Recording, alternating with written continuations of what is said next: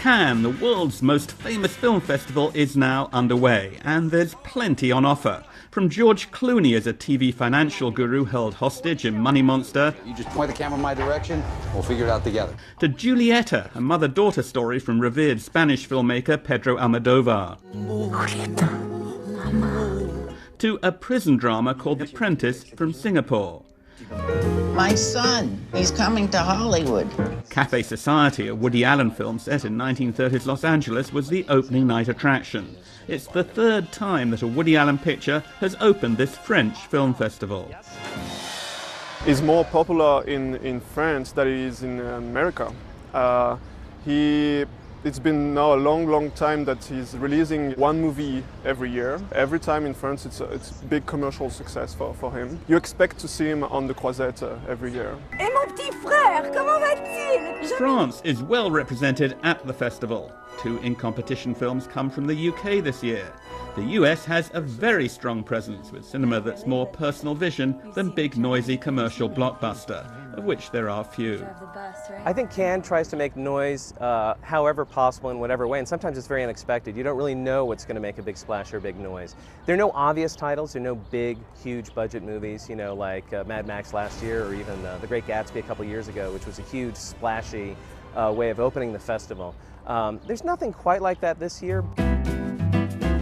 Cinema from large parts of the world has been overlooked by Cannes. The only in-competition film from Latin America comes from Brazilian director Kleber Mendonça Filho, who made his name with his acclaimed Neighbouring Sounds, which explored tensions in modern Brazilian life. He's in Cannes this year with a picture called Aquarius.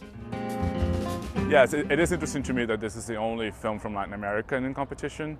I would even say that Cannes tends to value films from Asia, in Europe, and sometimes the US more than they tend to sort of pay attention to Latin American cinema. So I think it's harder for Latin American filmmakers to get that spot anyway, you know.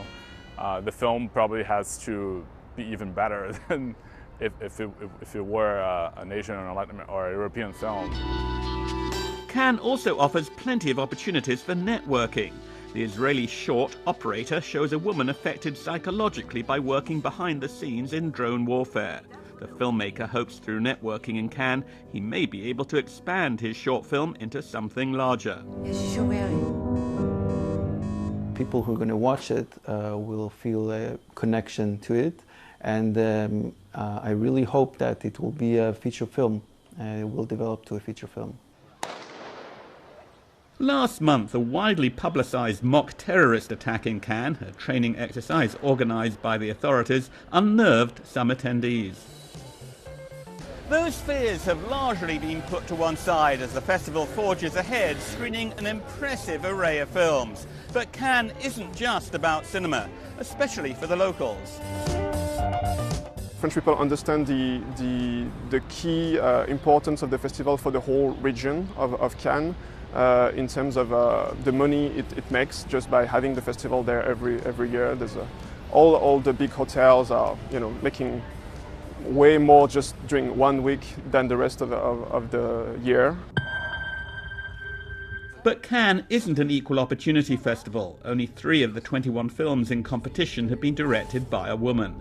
Although long-held concerns over the lack of gender equality for directors may be diminished this year by the large number of films with female protagonists telling female-centric stories.